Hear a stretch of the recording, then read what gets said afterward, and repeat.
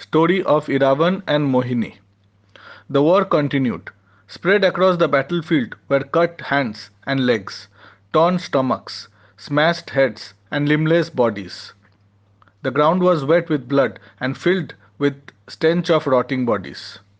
At night, servants collected the dead bodies and cleared the battlefield for the fighting to resume at dawn. There was no time to dispose the dead, so they were piled up in heap on the rim of the battlefield. The old general of the Kauravas, Bhishma, and the young commander of the Pandavas, Drishtadyumna, ensured that their armies stood their ground and their soldiers did not lose heart. Both the armies were equally matched, and it was clear that the war will not end soon.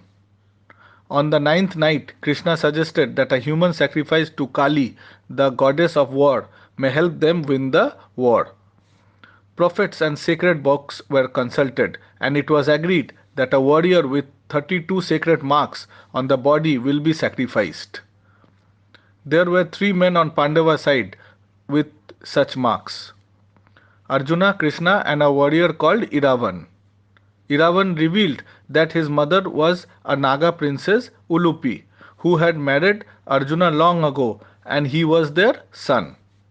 In spite of his mother's protest, Iravan has joined the war as a regular warrior as he wanted to meet his father.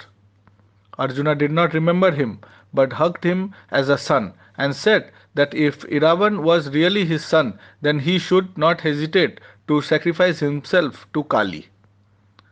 Iravan agreed on the condition that he wanted to have a wife who will weep when he dies. As per the rules of ritual, it was mandatory to fulfill the last wish of the sacrificial victim.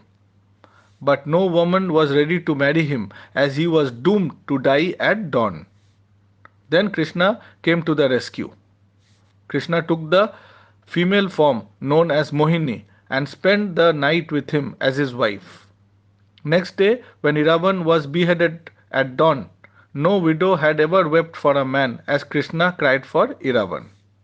Iravan had a great desire to see the conclusion of the war, so Krishna placed his head on top of a tree and breathed life into it so that he can witness the war from there.